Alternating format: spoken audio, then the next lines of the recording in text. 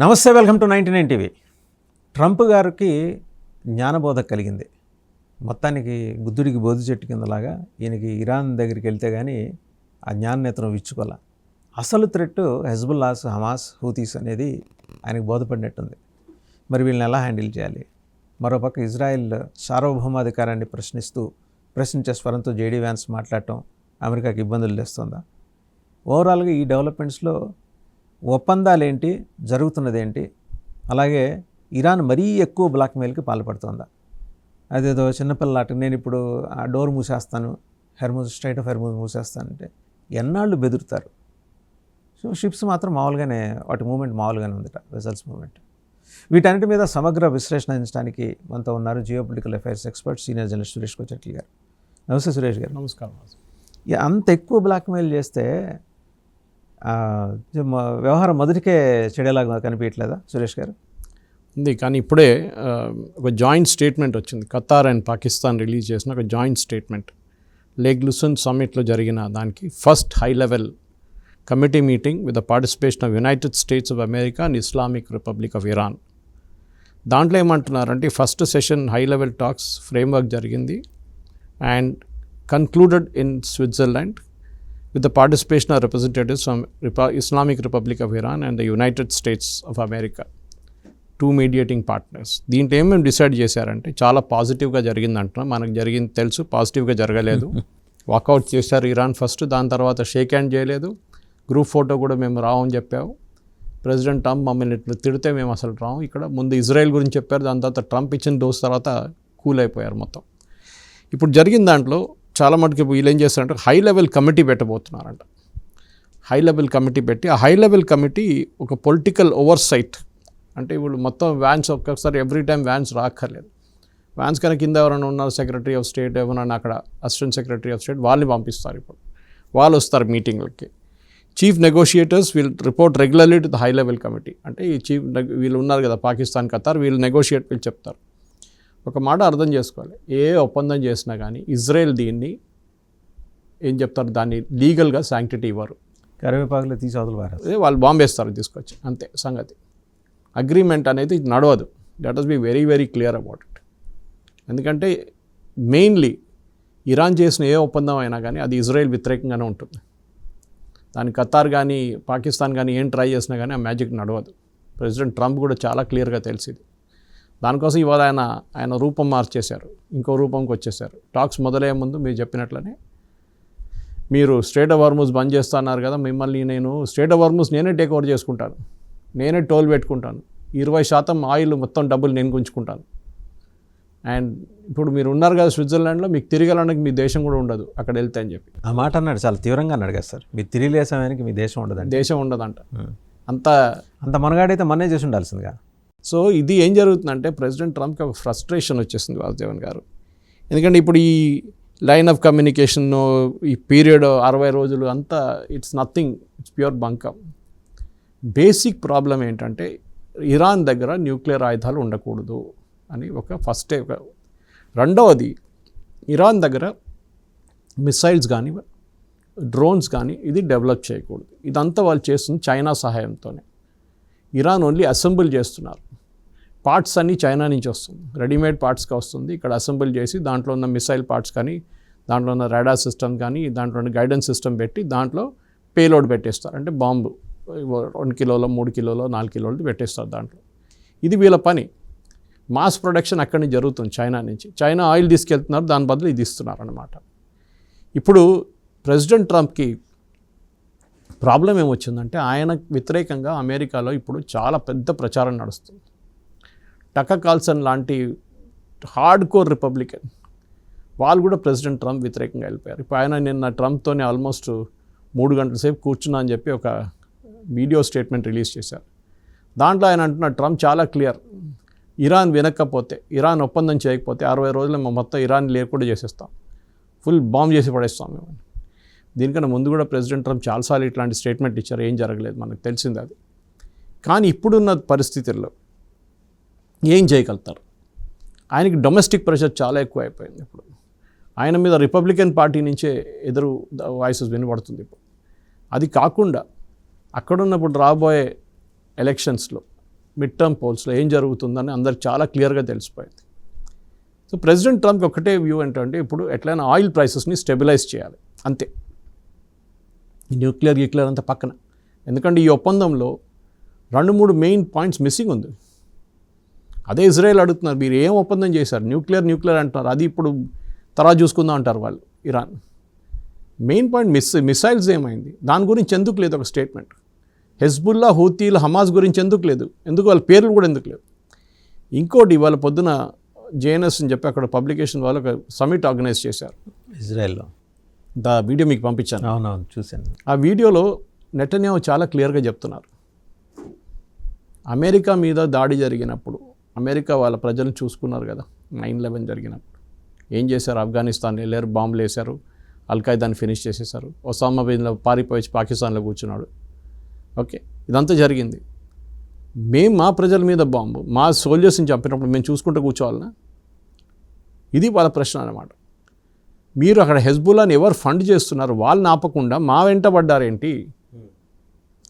మా రెస్పాన్సిబిలిటీ మా ప్రజలను చూసుకోవడము, మా దేశంని కాపాడుకోవడం, అది మేము చేస్తాం. ఎవరైనా మమ్మల్ని అపోజ్ చేస్తే కూడా మేము చేస్తాం. ఇది నెటన్యాహు మెసేజ్.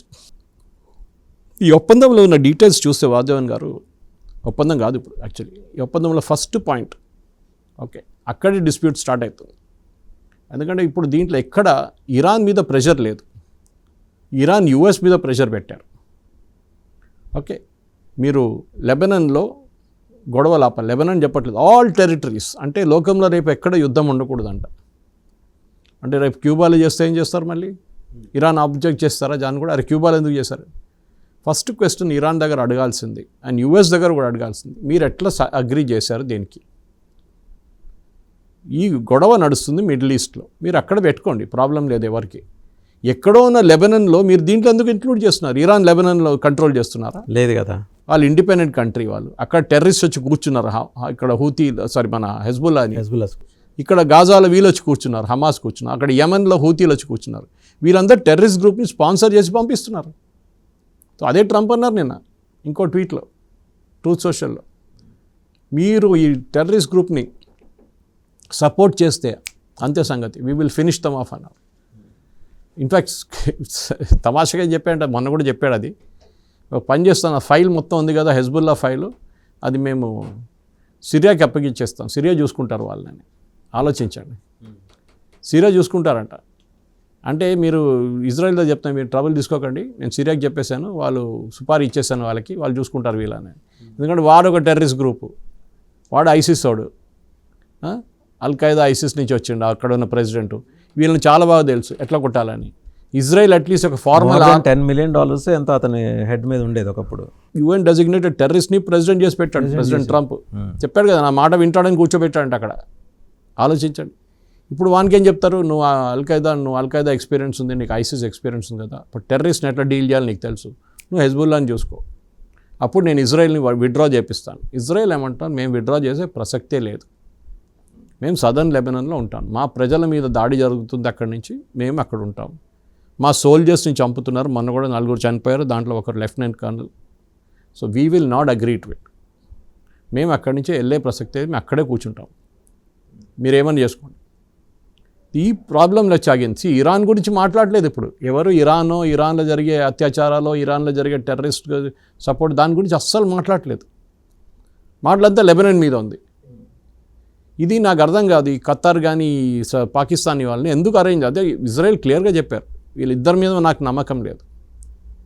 పాకిస్తాన్ అయితే టెర్రరిస్ట్ బేసు, హర్కతుల్ అన్సార్ వాళ్ళు, Jaish-e Mohammed వీళ్ళందరిది. ఖతార్లో Muslim Brotherhood, Hamas, Al-Qaeda, ISIS వీళ్ళ హెడ్ క్వార్టర్స్ అది. ఆలోచించండి, వీళ్ళందరూ అక్కడ ఉన్నారు. హమాస్ లీడర్ కదా ఇస్మాయిల్ అనియా బయటకు వచ్చిండు, ఒకసారి ఇరాన్కి వెళ్ళిండు, సంతాపం తెరడానికి వెళ్ళిండు, అక్కడ ప్రెసిడెంట్ చనిపోయాడని చెప్పేసి లేపేశారు ఇజ్రాయెల్ అన్ని. ఎందుకంటే moment come out of Qatar will take out. Even ఖతార్లో కొట్టారు మన యుద్ధం ముందు రెండుమిట్లో. ఇన్ఫ్యాక్ట్ ఇప్పుడు టక్కర్ కార్ల్సన్ ఏం చెప్తున్నారంటే, ప్రెసిడెంట్ ట్రంప్ చాలా క్లియర్గా చెప్పారంట, ఎవరైనా ఇప్పుడు ఈ ఒప్పందం అది ఇదని నడుస్తున్నారు కదా ఇరాన్తోని, అయ్యిందనుకోండి అగ్రిమెంట్, వీళ్ళతో అబ్రాహం అకౌంట్ సైన్ చేపిస్తాను నేనని, అంటే ఇజ్రాయెల్ని రికగ్నైజ్ చేయాలి మీరని చెప్పి పాకిస్తాన్ కూడా చేపించాడు. ఆ పరిస్థితికి వచ్చేసారు ఇప్పుడు. వాసుదేవన్ గారు, ఇది it will end up in a mess, దీంట్లో డౌట్ లేదు. ఎందుకంటే ఇప్పుడున్న సంతకం పెట్టిన ఎంఓయూ కానీ పెట్టబోయే ఎంఓయూ కానీ అగ్రిమెంట్ కానీ దాన్ని ప్రింట్ చేసిన కాగితం కూడా విలువ లేదు. Because you're dealing with a terrorist country Iran. వాళ్ళకొక్కటి ఏంటంటే Israel should not exist, death to Israel, death to America చెప్పిన వాళ్ళతో ఇప్పుడు నెగోషియేట్ చేస్తున్నారు. ఇన్ఫ్యాక్ట్ మీరు చూసుంటారు, నిన్న చాలా ఆడ్ సీన్ ఉండే ఒకటి. Qatari negotiating team head JD వ్యాన్సన్ షేక్ హ్యాండ్ చేయకుండా వెళ్ళిపోయాడు. ఆలోచించాడు. మన ఇరాన్ అంటే అర్థం చేసుకోవచ్చు, వాడైతే చెప్పాడు నేను ఫోటో కూడా తీసుకొని అన్నాడు. షేక్ హ్యాండ్ ఏంటి, ఫోటో కూడా తీసుకొని వీళ్ళతో. కానీ Qatari delegation head American vice ప్రెసిడెంట్ని కలవకుండా వెళ్ళిపోయారు. అప్పుడు ఏ రెస్పెక్ట్ ఆయనకి? ప్రెసిడెంట్ ట్రంప్ ఏమో ఈయన పంపిస్తాడు, ఎందుకంటే ఆయన తెలుసు అక్కడ పోతే ఆయన కూడా ఇట్లానే ఇన్సల్ట్ చేస్తారు వీళ్ళని చెప్పి. అండ్ ప్రెసిడెంట్ అమెరికా వెళ్ళక్కర్లేదు దీనికి అన్నిటికీ. అంతేగా. ఇప్పుడు ఫాల్ గాయ్ అంటారు ఇంగ్లీష్లో, జేడీ వ్యాన్స్కి ఫాల్ గాయ్ లాగా చేసుకో. ఇప్పుడు ఏమైనా అయితే అది అగ్రిమెంట్ కరెక్ట్గా వస్తే ప్రెసిడెంట్ ట్రంప్ క్రెడిట్ తీసుకుంటాడు, నేనే చేశాను. మీకు గుర్తుంటుంది, ప్రెసిడెంట్ జేడీ వ్యాన్స్, అసలు vice president JD Vance and ఈ ఇరానియన్ డెలిగేషన్ స్విట్జర్లాండ్కి వస్తారు, అక్కడ ఒప్పందం పెడతారని చెప్పి లాస్ట్ ఫ్రైడే జరుగుతుందని చెప్పి పెద్ద ప్రచారం చేశారు. ఏం జరిగింది ఫైనలీ? ప్రెసిడెంట్ ట్రంప్ ఫ్రాన్స్లో పెట్టుకొని సిగ్నేచర్ పెట్టేసింది దానికి.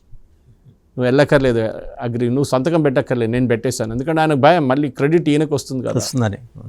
ఓకే, అక్కడే సంతకం పెట్టేశాడు. ఇన్ఫ్యాక్ట్ ప్యాలెస్ ఆఫ్ వెర్సైల్స్ ఎక్కడ సంతకం పెట్టారు ప్యారిస్లో, దానికి ఒక హిస్టరీ ఉంది, మీకు గుర్తుంటుంది. అక్కడే ఫస్ట్ వరల్డ్ వార్ ఎండ్ అక్కడే అయింది, అదే హాల్లో సంతకం పెట్టారు, అన్ని వారింగ్ పార్టీస్ కూర్చొని సంతకం పెట్టారు. సో అందుకని అది తీసుకున్నారు. ఇంకోటి ఇంపార్టెంట్, ఇవాళ ఇంకొక అమెరికన్ పొలిటీషియన్ ఇవాళ అదే కాన్ఫరెన్స్లో ఇజ్రాయెల్లో మాట్లాడుతూ ఒక మాట అన్నారు. ఇజ్రాయేలీస్ నెటన్యాహుని ఈ ఎలక్షన్లో ఓడించితే విన్స్టన్ చర్చిల్తో చేసిన తప్పు అదే రిపీట్ చేస్తారు మీరని. సెకండ్ వరల్డ్ వార్ గెలిపించింది ఇంగ్లాండ్ని, అంటే మెయిన్గా ఇంగ్లాండ్ వైపు నుంచి జరిగింది కదా అంతా ఆ టైంలో, was Winston Churchill. Give me blood, tear, toils and sweat and I will give you victory, I will give you freedom. Winston Churchill legendary figure ఆ టైంలో. సరే భారతదేశం వ్యతిరేకంగా అది చెప్పాడు ఇది చెప్పాడు అది పక్కన పెడతాం మనం. సికింద్రాబాద్లో ఉంటుండే, బొలారంలో ఉంటుండే ఆయన, చెప్పారు. బొలారం గాల్ఫ్ కోర్స్ దగ్గర ఇల్లు ఉండే ఆయనది, ఇప్పుడు కూడా ఉంది ఆ ఇల్లు అక్కడ. సో విన్స్టన్ చర్చిల్ చేసిన ఆ విక్టరీకి కూడా అప్రిషియేట్ చేయలేదు బ్రిటిష్ ప్రజలు. అండ్ నెక్స్ట్ ఎలక్షన్లో ఆయన ఓడించేశారు. అదే చెప్తున్నారు ఈయన, మీరు నెటన్యాహుతో చేశారు చూడండి ఇదే పని, కథం మీది. ఇది ఇరాన్కి ఒక వార్నింగ్ లాగా, ఇరాన్కి ఒక విక్టరీ లాగా అయిపోతుంది. మీ ఆపోజిషన్ పార్టీ ఇక్కడ ఎవరైనా గెలవచ్చు, కానీ నెటన్యాహు చేసిన ఆ యుద్ధం ఓడిపోతారు మీరు. నెటన్యాహుని మీరు ఓడించారు, మీరు కూడా ఓడిపోతారు యుద్ధం. Israel will not exist after that. ఇప్పుడు literally President Trump double down అయ్యారు. ఐ మీన్ ఆయనకి ఒకటి ఏంటంటే, ఆయనకి ఇప్పుడు కోపం, ఆయన మీద వస్తున్న ఆరోపణలు, అక్కడ ఉన్న టెలివిజన్ ఛానళ్ళను ఓడిపోయావు కరెక్టే, ఓడిపోయాడు, దాంట్లో డౌట్ లేదు, మనకెక్కడ డౌట్ లేదు. ఎందుకంటే ఆ 14 పాయింట్లు మీరు తీసుకుంటే వాసుదేవన్ గారు, 2 పాయింట్లు కూడా పాజిటివ్గా లేవు యూఎస్కి, 2 పాయింట్లు కూడా లేవు. అన్నీ ఇరాన్ బెనిఫిట్లోనే ఉంది అన్నీ. ఓకే, అన్ని యుద్ధాలు ఆపేయాలి, ఎక్కడ ఉన్నా అక్కడ ఆపేయాలి యుద్ధాలు. మళ్ళీ ఈ టెర్రరిస్ట్ గ్రూప్ని కూడా ఆపని చెప్పాలి ఉండే కదా దాంట్లో, ఎందుకు పెట్టలేదు? ఈ ఇరాన్, ఈ ఖతర్ అండ్ పాకిస్తాన్ చేసిన పని అది. ఇదే ఇజ్రాయెల్ అన్నారు, we will never trust this fellows. అందుకే వీళ్ళతో ముందు కూడా డీల్ చేశాం మేము. ఎందుకు హమాస్ని వాళ్ళు అక్కడ పెట్టుకుంటున్నారు చెప్పండి Qatar? Why are you putting the Hamas leaders in Qatar? వాళ్ళు ప్రొటెక్ట్ చేస్తున్నారు మీరు అక్కడ. వాడు ఏ రోజు గాజాకు వస్తాడు, వాడు ఉండడు ఆ రోజు. గాజాలో ఉన్న ప్రతి కమాండర్ దాకా తీసేశారు ఇజ్రాయెల్. వీళ్ళు పెద్ద పెద్ద నేతలు లంబాగిని నడిపి. ఖతార్ ఇలా చేయటం అనేది ఎంతవరకు కరెక్ట్ సార్? హమాస్ని ఎంకరేజ్ చేస్తున్నారు. వాళ్ళు అదే బిజినెస్ కదా వాళ్ళది, వాళ్ళు దాంతోనే బతిసి వాళ్ళ దగ్గర డబ్బులు ఉన్నాయి వాళ్ళ దగ్గర. ప్రెసిడెంట్ ట్రంప్కి ఒక ప్లేన్ ఇచ్చేశారు, పిల్లలకి మనం గిఫ్ట్ ఇస్తాం కదా అట్లా. ఎయిర్ ఫోర్స్ 1 ఇప్పుడు అది మాడిఫై చేసి ఎయిర్ ఫోర్స్ 1 చేశారు దాన్ని. President Trump son in law company, president Trump కంపెనీలో, వాళ్ళ కొడుకు కంపెనీలో $1 ట్రిలియన్ పెట్టబోతున్నట్ట పెట్టుబడి. యూఎస్కి పెట్టుబడి అంటున్నాడు, అది యూఎస్కి వెళ్ళదు, ఈ కంపెనీలకి వెళ్తుంది. దీనికన్నా ముందు కూడా పెట్టుబడి పెట్టారు దాంట్లో. ఖత్తర్కి ఒక సెల్ఫిష్ ఇంట్రెస్ట్ ఉంది. ఓకే, అన్నిటికంటే పెద్ద బేస్ మిడిల్ ఈస్ట్లో ఖత్తర్లో ఉంది, యూఎస్ బేస్, అలౌద్ బేస్. 8,000 మంది ఉన్నారు అక్కడ, సర్వీస్ మెన్ ఉన్నారు, యూఎస్ సర్వీస్ మెన్. దాని డబ్బులు ఖత్తర్ కడుతున్నారు, వాళ్ళ జీతం అక్కడ ఉండడానికి. యూఎస్ కాదు, అంటే యూఎస్ గవర్నమెంట్కి ప్రతి నెల వాళ్ళ డబ్బులు ఇస్తారు, మమ్మల్ని కాపాడుకోండి, మీరు ఇక్కడ ఉండండి, మీరు ఎక్కడ వెళ్ళకండి అని చెప్పేసి. కానీ బాంబులు పడినప్పుడు ఖత్తర్ మీద యూఎస్ వాళ్ళ పని చూసుకున్నారు, ఈ ఖత్తర్ని అసలు పట్టించుకోలేదు. అన్ని ప్లేసెస్ అదే జరిగింది. ఓకే, దానికోసం యూఏఈ వాళ్ళు అయన్ డోమ్ తెచ్చుకున్నారు ఇజ్రాయెల్ నుంచి. వీడైతే ఇట్లా మనం కాపాడు, మనం మన పని చూసుకోవాలి కదని చెప్పేసి ఏమనంటే మా దగ్గర ఆయుధాలు కొనుక్కోమంటాడు, పేట్రియట్ కొనుక్కోండి అని. అరే దానికి ఒక్కొక్క దానికి 1 మిలియన్ స్పెండ్ చేయాలి నేను. వాడేమో $4,000, $5,000, $10,000 డ్రోన్ పంపిస్తున్నాడు అక్కడి నుంచి ఇరాన్. ఈ యుద్ధంలో, ఈ ఒప్పందంలో గెలిచింది ఒకటే పార్టీ, ఇరాన్. అమెరికా అసలు హ్యాండ్ ఓవర్ చేసేసారు ఇరాన్కి, మీరు ఏం కావాలంటే రాసుకోండి, మేము సంతకం పెడతామని చెప్పేసి. ప్రెసిడెంట్ ట్రంప్ ఏమో ఇస్ అ గ్రేట్ డీల్ అన్నాడు. ఏం గ్రేట్ డీల్ లేదు దీంట్లో. Great deal, Iran great deal. Iran great deal obviously. దానికోసం వాళ్ళు ఇట్లా మాట్లాడుతున్నారు ఇప్పుడు. They are talking from position of strength.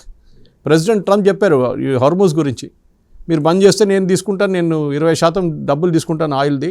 Okay, నేనే గార్డియన్ ఆఫ్ ద హార్మోజ్ అని నా పేరు కూడా పెట్టుకుంటాను నేను. అప్పుడు ఇరాన్ ఆలోచించండి, ఇరాన్ ఏమంటారు? ఇరాన్ ఇమ్మీడియట్లీ అన్నారు, సరే మా మిలిటరీ తెలుసు కదా మీకు ఎట్లా ఉంటుంది, మిమ్మల్ని ఇప్పుడే ఓడించేసాం మేము. ఒక మాట రిటర్న్ చెప్పట్లేదు ట్రంప్. మిమ్మల్ని ఓడించామంటే ట్రంప్ చెప్పాలంటే కదా, నేను ఏం చేశాను నీకు తెలుసు కదా, మీ కమనే ఎక్కడ పోయిండు, మీ 40 కమాండర్లు ఎక్కడ పోయిండు అని అడగాలి ఉండే. నేను చెప్తున్నా వాసుదేవన్ గారు, దీనికన్నా ముందు ప్రాజెక్ట్ ఫ్రీడమ్, అది షిప్స్ని పంపించడానికి చేసినప్పుడు ఆ టైంలో యుఎస్ కంప్లీట్గా ఇజ్రాయెల్తో వెళ్తే ఇప్పుడు దాకా ఇరాన్ ఉండదు, వాళ్ళ లీడర్షిప్ ఉండదు. వాళ్ళు చేసే తప్పది, వాళ్ళకి టైం ఇచ్చారు కొంచెం, ఆ టైంలో వాళ్ళు అడ్జస్ట్ చేసుకున్నారు అంత. ఇరాన్ తెలుసు ఇప్పుడు వాళ్ళు డెస్పరేట్ కాదు, అమెరికా ఇస్ డెస్పరేట్. ప్రెసిడెంట్ ట్రంప్కి ఈ యుద్ధం ఎట్లయినా ఫినిష్ చేసి దీని నుంచి ఎట్లయినా బయటపడాలని ట్రై చేస్తున్నాడు ఆయన. ఎందుకంటే అది వాళ్ళకు ఒకటి ఆయన క్లియర్గా చెప్పాడు, అన్ని దేశాల్లో ఆయిల్ రిజర్వ్స్ పడిపోయినాయి, 3 నెలలు 2 నెలలకే ఉన్నాయి, మా దగ్గర కూడా తగ్గిపోయింది. అన్ని దేశాల్లో విపరీతంగా ప్రైసెస్ ఎక్కువైనాయి, ఇన్ఫ్లేషన్ పెరిగింది, పెట్రోల్ డీజిల్ గ్యాస్ ప్రైసెస్ పెరిగింది, నేను దానికోసం చేశాను ఇది అని ఒప్పందం క్లియర్గా చెప్పేశారు ఆయన. మిగతా ఇరాన్ దగ్గర ఉన్న మిసైల్లో న్యూక్లియర్ ఏం కాదు, నాకు తగ్గించాలి, స్టాక్ మార్కెట్ పైకి వెళ్ళాలి, ఎందుకంటే ఆయన కంపెనీలో పెట్టుబడి పెట్టాలి కదా, ఆయన కంపెనీ షేర్ వాల్యూ పెరుగుతుంది, దానికోసం ఆలోచించి ఇది ఆయన strategy. He's not bothered about anything else. అడిగారు, ఫాక్స్ న్యూస్లో కూడా అడిగారు, ఆయన ఓన్ ఛానల్ కదా అది, దాంట్లో అడిగారు మీరు ఎందుకు మీరు ఒప్పందం పెట్టారు, దీనికి పెట్టాను నేను. వరల్డ్ ఇస్ సఫరింగ్, అప్పుడే తెలిసిందా మీకు సఫరింగ్ అని. కానీ చూడండి, నేను స్ట్రేట్ ఆఫ్ హార్మోజ్ ఓపెన్ చేయించాను. స్ట్రేట్ ఆఫ్ హార్మోజ్ ఓపెనే ఉండే ముందు వాడు ఇప్పుడు ఏమంటే ఇరాన్ నేను బంద్ చేస్తా అంటున్నాడు, మళ్ళీ బ్లాక్మెయిల్కి దిగుతున్నాడు. అది అన్నిసార్లు ఇరాన్ బ్లాక్మెయిల్కి దిగితే దాన్ని ఎవడన్నా మీరు అడ్డుకోవాలండి ఆ రోజు. కానీ ఇప్పుడు దాకా వీళ్ళు చెప్పిన మాట ఏం జరగలేదు. ఇరాన్లో కూడా ప్రాబ్లం ఉంది వాసుదేవన్ గారు. ఇరాన్లో ఏం జరుగుతుందంటే వాళ్ళ దగ్గర మూడు ఫ్యాక్షన్స్ ఉన్నాయి అక్కడ. ఒకటి వీళ్ళిద్దరు వచ్చారు చూడండి ఇప్పుడు, గాలిబాఫ్ అండ్ అరాచి, వాళ్ళొక ఫ్యాక్షన్, వాళ్ళిద్దరు ఒకటేనా, వాళ్ళొకటే గ్రూప్. ఇంకోటి అక్కడ ఐఆర్జీసీ వాళ్ళు ఉన్నారు, ఐఆర్జీసీ ఒక ఫ్యాక్షన్. ఇంకా ముల్లాలు ఒక ఫ్యాక్షన్, కమేని. పెజెష్కిన్ ఎట్టున్నాడు ఆయన న్యూట్రల్, ఆయన అసలు రోల్ లేదు ఇప్పుడు దానికి. ఆయన వస్తుండే దీనికి నెగోసియేషన్, ఆయన రాడు. అరాచి ప్రీవియస్ దాంట్లో కూడా ఉన్నాడు, ఏది జేసీపీ అగ్రిమెంట్ చేసినప్పుడు కూడా అరాచి వాజ్ నెగోషియేటర్, ఫారెన్ మినిస్టర్ కాదు అప్పుడు. సో వాళ్ళకి ఎక్స్పీరియన్స్ ఉంది. ఈసారి ఇరాన్ వాసుదేవన్ గారు మొత్తం టెక్నికల్ టీం తీసుకెళ్లారు తోడు. I'm surprised. టెక్నికల్ టీం అంటే అక్కడ సెంట్రిఫ్యూజ్ గురించి మాట్లాడడానికి, యురేనియం గురించి మాట్లాడడానికి, ఫైనాన్స్ గురించి మాట్లాడడానికి టీంలు తీసుకెళ్లారు వీళ్ళు. దీంట్లో ఒప్పందంలో అన్నిటికంటే పెద్ద తప్పు ఎక్కడ చేశారంటే 2 తప్పులు. ఒకటి, మీరు కమిట్మెంట్ ఇచ్చారు, ఈ డీల్ సంతకం పెట్టంగానే మీకు రిలీజ్ ఆఫ్ ఆల్ ఇయర్ డబ్బులు మేము మీ దగ్గర నుంచి గుంజుకున్న డబ్బులు అన్ని బ్యాంకులలో పడి ఉన్నాయి, మన దేశంలో కూడా పడింది, భారతదేశంలో కూడా, ఖతార్లో మెయిన్లీ పడింది, అది మొత్తం రిలీజ్ చేసిస్తామని చెప్పి. అప్పుడు అమెరికాలో ఉన్న పొలిటీషియన్ అందరు కలిసి పడితే ట్రంప్ మీద, ట్రంప్ ఇప్పుడు దాన్ని పోస్ట్పోన్ చేశారు. మీరు అగ్రిమెంట్ పెడితేనే నేను ఇస్తాను డబ్బులు అని. అప్పుడు ప్రెసిడెంట్ ట్రంప్ దగ్గర అడిగారు, మీరు ప్రెసిడెంట్ ఒబామా $1.4 బిలియన్ ఇచ్చినప్పుడు ఎంత గొడవ చేశారు, ఇప్పుడు మీరు $200 బిలియన్ దాకా ఇవ్వబోతున్నారు వాళ్ళ డబ్బులు. అప్పుడు ఏమంటారంటే, ఎవరన్నారు ఇస్తున్నాను నేను ఇవ్వట్లేదే, వాడు సంతకం పెట్టాలి కదా, మొత్తం నేను చెప్పింది మొత్తం వింటేనే నేను డబ్బులు ఇస్తాను అని. తర్వాత క్వైట్గా అంటున్నాడు, అది వాళ్ళ డబ్బులే కదా, ఏదో ఒక రోజు మనం రిటర్న్ ఇవ్వాలి కదా వాళ్ళకి. ఆలోచించి అప్పుడు ట్రంప్, ఈయన ఒబామా చేస్తున్నాడు, మీకేం ప్రాబ్లం ఉండే అప్పుడు? మరి ఆ రోజు నోరేసుకుని పడిపోయాడు. ఆ రోజు ఏమన్నాడు, ఇంకా అబద్ధం చెప్పాడు. ఆ రోజు ఏమన్నాడంటే, ఒబామా అమెరికన్ ప్రజల డబ్బులు తీసుకొని ఇచ్చాడని చెప్తున్నాడు. కాదు, సేమ్ ఇట్లానే సీజ్ చేసిన డబ్బులు కొన్ని అమెరికన్ బ్యాంకులు వాడు ఉండే, అది తీసి వానికి ఇచ్చారు. అది కూడా $1.4 బిలియన్, నథింగ్. ఇప్పుడు $200 బిలియన్ ఇవ్వాల్సి వస్తుంది. అది పోనీయండి. ఇప్పుడు రెండో మాట నేను చెప్పాను కదా, 2 పాయింట్స్ ఉన్నాయి కదా. $300 బిలియన్ రీకన్స్ట్రక్షన్కి పెడతారంట. అంటే అమెరికా రియల్ ఎస్టేట్ వ్యాపారం చేస్తారు. అదే అమెరికా కొట్టుపడిన బిల్డింగ్లు, అమెరికా కొట్టుపడిసిన బ్రిడ్జ్లు, మిగతా అన్ని ఇన్ఫ్రాస్ట్రక్చర్ మళ్ళీ కట్టాలంట. ఎవరు? వీళ్ళే కట్టియాలంట. సో అమెరికా అన్నారు, మేమైతే ఇవ్వం డబ్బులు, మీరు పక్కన ఉన్న వాళ్ళు ఉన్నారు కదా, వాళ్ళ హఫ్తా ఇస్తారు మీకు, వాళ్ళ దగ్గర తీసుకోండి. అప్పుడు ప్రెసిడెంట్ ట్రంప్ వ్యాన్స్ది ఒక ఇదేంటంటే ప్రెసిడెంట్ ట్రంప్ కానీ వ్యాన్స్ మాట్లాడుతూ అసలు మేము పెట్టట్లేదే డబ్బులు, వాళ్ళు పెడుతున్నారు. ఎండ్ ఆఫ్ ద డే ఏ డబ్బు వెళ్ళినా అది ఇరానియన్ రెవల్యూషనరీ గార్డ్కి వెళ్తుంది. వాళ్ళు వాళ్ళ ఖర్చు కోసం చూసుకుంటారు, వాళ్ళు మస్తు ఎంజాయ్ చేస్తారు దాంతోనే. అది కాకుండా వాళ్ళు హెజ్బుల్లా, హమాస్, హూతీలకు డబ్బులు ఇస్తారు, ఆయుధాలు ఇస్తారు. యూఆర్ స్టార్టింగ్ ద యుద్ధం, మళ్ళీ ఇంకోసారి అదే యుద్ధం మొదలవుతుంది. మళ్ళీ అదే ఇజ్రాయెల్ అంటున్నారు. మీరు ఆ కండిషన్ పెట్టారు అనేది ఏంటంటే there should be no funding for terrorist groups. అది అడుగుతున్నారు కదండి, ఇజ్రాయెల్ అడుగుతున్నది అది కదా. ఇజ్రాయెల్ అడుగుతున్నారు. ప్రెసిడెంట్ ట్రంప్ ఇప్పుడు లేచి నీచి కూర్చొని అంటున్నాడు ఇరాన్ వాళ్ళని సపోర్ట్ చేస్తే మేము ఫినిష్ చేసేస్తాం అని చెప్పి. మళ్ళీ మీరు అది 14 పాయింట్లు ఎందుకు పెట్టలేదు? బికాజ్ ఈ ఖత్తర్ అండ్ పాకిస్తాన్ కలిసి ఆడిన గేమ్ అది. నేను చెప్తున్నాను వాసుదేవన్ గారు, లాస్ట్ మినిట్లో ఖత్తర్ ఎట్లాగా పాకిస్తాన్ తోటి అది ఏమైందంటే పాకిస్తాన్ ఏం చేయలేకపోయారు, ఎక్కువ ప్రెషర్ పెట్టలేకపోయారు. మీరు ఒకతో నెగోషియేట్ చేస్తున్నప్పుడు మీ పొజిషన్ ఆఫ్ స్ట్రెంగ్త్ మీద హై లెవెల్ ఉంటే మీరు వాళ్ళని ధమ్కిస్తారు, అరే వింటావా లేదా నా మాట అన్నట్టు. పాకిస్తాన్ ఏమంటారు, ఎక్కువ అంటే పోరాపో అంటారు. ఇరాన్ నువ్వే వాడా బిచ్చం తీసుకొని తిరుగుతుంటావు ఇప్పుడు ఇక్కడ, డబ్బులు కావాలని చెప్పేసి వెళ్ళు ఇక్కడ నుంచి అంటారు. సో ఖత్తర్ని పంపించారు, ప్రెసిడెంట్ ట్రంప్ పంపించారు. Because he knows that these fellows can negotiate, వాళ్ళ దగ్గర డబ్బులు ఉన్నాయి. వాడు ఖత్తర్ చెప్పి ఉంటాడు, నువ్వు పని చేయి, ఇది తీసుకో, నా దగ్గర $26 బిలియన్ పడి ఉన్నాయి బ్యాంకులో, అమెరికా ఫ్రీజ్ చేసిన డబ్బులు, అది నేను నీకు ఇచ్చేస్తా, అమెరికా తెలియకుండా నీకు ఇచ్చేస్తా. ప్రాబ్లం ఏంటంటే అమౌంట్ ట్రాన్స్ఫర్ చేసేటప్పుడు అది స్విఫ్ట్ సిస్టంలో వస్తుంది, ఇంటర్నేషనల్ ఎక్స్చేంజ్లో బ్యాంకింగ్. అది అమెరికాకి తెలిసిపోతుంది. తెలిసే చేస్తున్నారని అమెరికా నాలెడ్జ్తోనే చేస్తున్నారు. దాన్ని ఏమంటారు, రీకన్స్ట్రక్షన్ ఫండ్ అంటారు. ఇరాన్ డబ్బులు కాదంట, రీకన్స్ట్రక్షన్ ఫండ్ అంట. కాదు, ఇరాన్ డబ్బులు ఇరాన్కి ఇస్తున్నారు, తర్వాత రీకన్స్ట్రక్షన్ ఫండ్. ఇప్పుడు జేడీ వ్యాన్స్ ఒక డైలాగ్ కొట్టాడు మొన్న, పాప ఆయన తీసి దీంట్లో పడేశాడు. చాలా బాధ అనిపిస్తుంది. ప్రెసిడెంట్ ట్రంప్ చేసిన బ్లండర్స్కి అంతా ఆయన మీద పడ్డారు. ఆయనకి ఇప్పుడు ఎలక్షన్ నెక్స్ట్ 2 సంవత్సరాల తర్వాత ప్రెసిడెన్షియల్ ఎలక్షన్, ట్రంప్ చేసిన పాపాలకి ఉండదు. Is gone, finished. ఇప్పుడు మీకు మార్కో రూబియో అవుతాడు మళ్ళీ. ప్రెసిడెంట్ ట్రంప్ కావాల్సింది అదే, ఆయనకి మార్కో రూబియో ఈయనకు అస్సలు నచ్చదు. దానికోసం ఎక్కడైనా ప్రాబ్లం ఉన్నప్పుడు ఈయన్ని పంపిస్తున్నాడు, ఆడెక్కడ వెళ్ళి ఢమ్ అని పడుతున్నాడు కింద. జేడీ వ్యాన్స్ నిన్న ఒక డైలాగ్ ఇచ్చాడు, నాకు ఒక పాకిస్తానీ ఒక ఇండియన్ చాలా క్లోజ్ ఫ్రెండ్స్, ఒకటి నా వైఫ్, ఇంకోటి ఆసిమ్ మునీర్ అంట. ఆలోచించండి, ఒక అమెరికన్ ప్రెసిడెంట్ పాకిస్తాన్ డెస్పరేట్గా ఏమైనా చేసి నన్ను బయటికి తీయండి దీని నుంచి అని చెప్పి పాకిస్తాన్ కాలమే పడుతున్నారు. ఇప్పుడు ఖత్తర్ దగ్గర వెళ్తున్నారు. ఓకే, ఇది ఇది అక్కడ చూసినప్పుడు మీకు అనిపిస్తుంది Netanyahu is far better. At least చాలా ఓపెన్గా చెప్పాడు కదా సార్ నిన్న, అదే ఇందాక అన్నారు కదా జేఎన్ఎస్ మీట్లో, మేమిద్దరం 2 స్వతంత్ర దేశాలు, మా సార్వభౌమాధికారాలు మావి, మా ఇంటర్నల్ సెక్యూరిటీ అనేది మా హెడేక్, మేము ఇంకోళ్ళ జోక్యం మేము సహించం అన్నాడు. అమెరికా మీద దాడి చేస్తే వాళ్ళు ఊరుకుంటారా? వాళ్ళు వెంటబడి కొడతారు. వాళ్ళు అదే చేశారు కదా. 9/11 జరిగినప్పుడు ఏం జరిగింది అదే అడిగారు. మీరు అక్కడ దాకా వెళ్ళి ఒసామా బిన్ లాడెన్ అక్కడ బోరా కేసులో బాంబింగ్ చేశారు, కాబుల్ని కొట్టారు, మొత్తం ఎక్కడ దొరికితే అక్కడ కొట్టేశారు. ఎందుకు ఆ కోపం ఉండే, మాది ట్విన్ టవర్స్ కొట్టేశారు, ఎంతమంది చనిపోయారు అని ఆ కోపంతోనే వెళ్ళారు. ఇజ్రాయెల్ మీద అక్టోబర్ 7 జరిగిన దాడితో ఏమైంది అప్పుడు? ఇన్ఫాక్ట్ నిన్న జేఎన్ఎస్ మీటింగ్ జరిగినప్పుడు was I think the 40th anniversary 45th anniversary మన ఎంటెబే హైజాకింగ్. మీకు గుర్తుంటుంది, అది ఒక ఎయిర్ ఫ్రాన్స్ ప్లేన్ హైజాక్ చేసి తీసుకెళ్లారు మొత్తం. దాంట్లో అది ఇజ్రాయలీస్ ఉన్నారు మొత్తం ఆల్మోస్ట్. అది మళ్ళీ ఇడిపించుకున్నారు ఇజ్రాయెల్. అది చాలా పెద్ద మూవీగా కూడా వచ్చింది అది, ఆపరేషన్ ఎంటెబే అని చెప్పి. కంపాలాలో వీళ్ళ ఈజిప్షియన్ క్యాపిటల్, అది ఈయనది ఇది అమీన్ది క్యాపిటల్ అన్నమాట, యుగాండా క్యాపిటల్.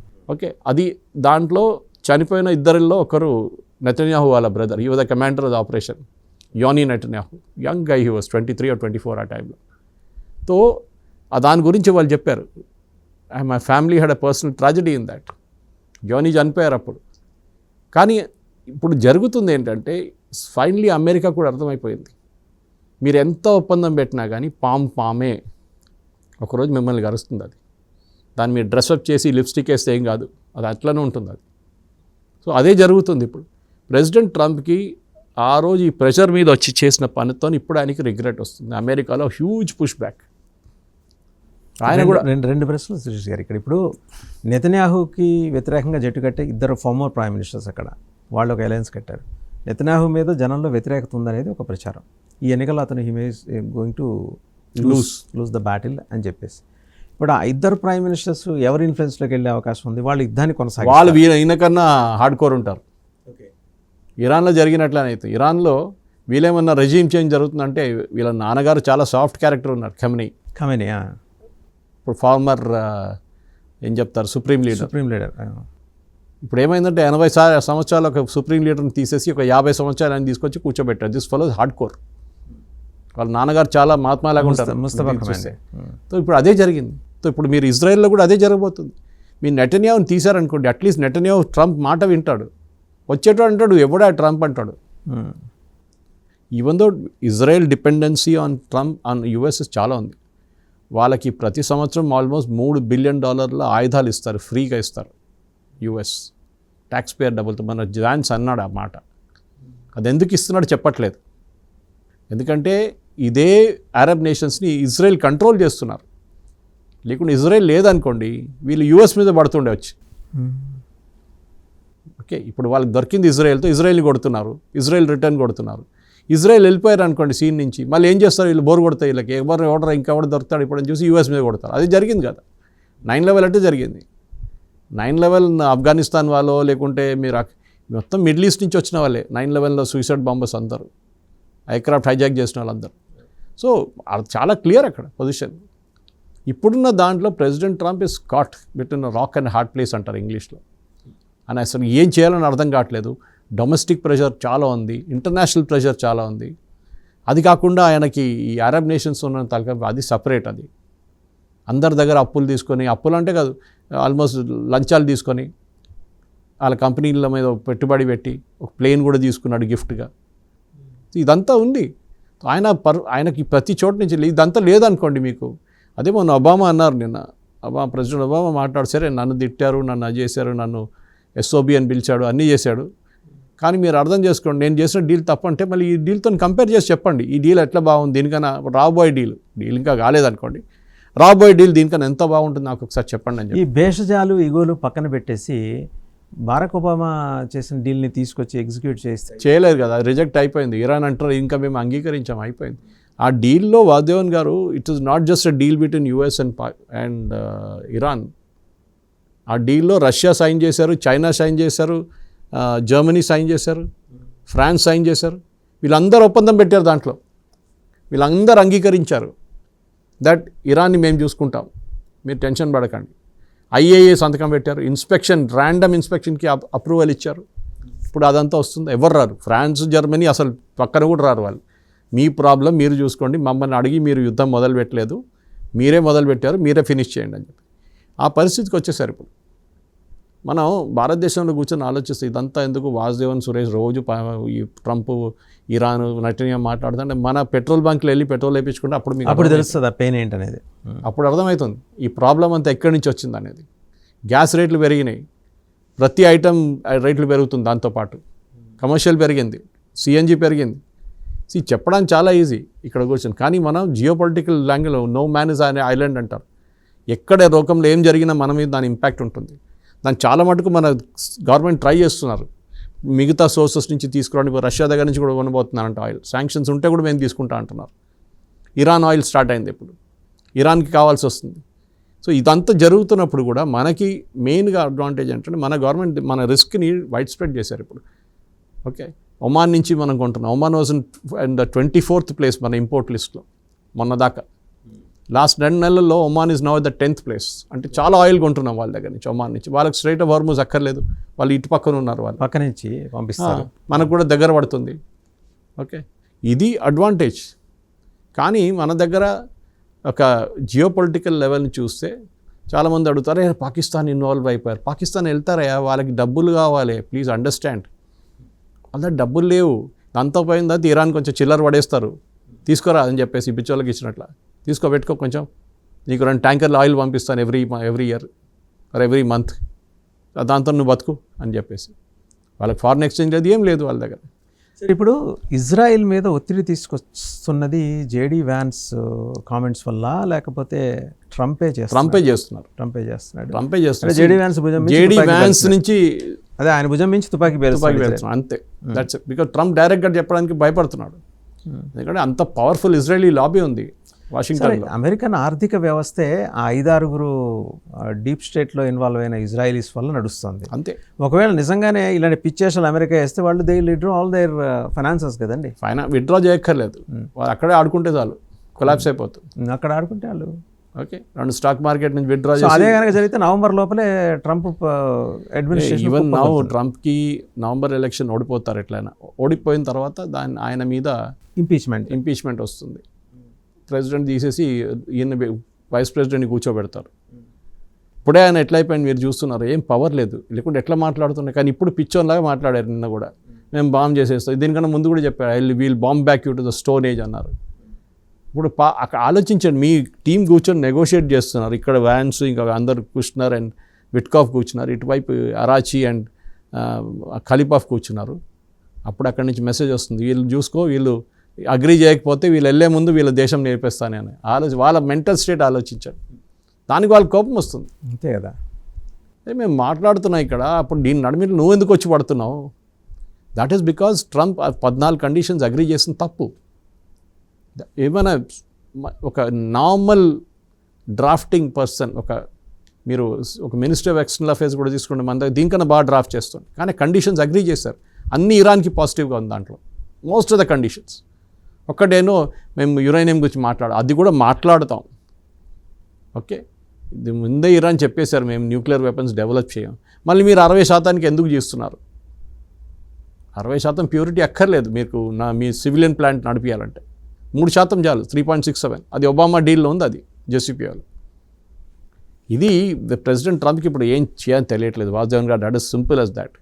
ఉన్నదంతా వ్యాన్స్ తల మీద వేసేసాడు. ఇక నువ్వు చూసుకో, నాకు తెలియదు, తిట్టు నువ్వే తిను, తంతే వాళ్ళు తినేది అంటారు, నాకు తెలియదు, నేనేమని అంటే నేను కాదు, నేను president of United States of America, I'm the boss అని చెప్పి కూర్చుంటాడు. అక్కడ పాపం వీళ్ళందరూ తనకు తింటారు. రైట్, థ్యాంక్ యూ సురేష్ గారు, thank you very much. So చూసాం కదా, ప్రెసిడెంట్ ట్రంప్ చేస్తున్న అనాలోచిత చర్యల వల్ల ఈరోజు వాళ్ళ వైస్ ప్రెసిడెంట్ చిక్కుల్లో ఇరుక్కున్నాడు.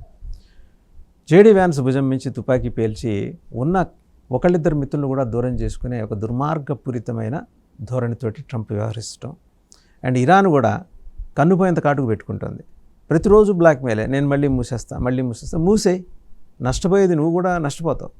నీకు పక్క నీకున్న ఫుడ్ ఇన్ఫ్లేషను అండ్ ఇతరత్ర చూస్తుంటే దేశంలో ఆంతరంగిక భద్రత ఇవన్నీ నిన్ను సవాల్ చేస్తున్నాయి ఇరాన్ని.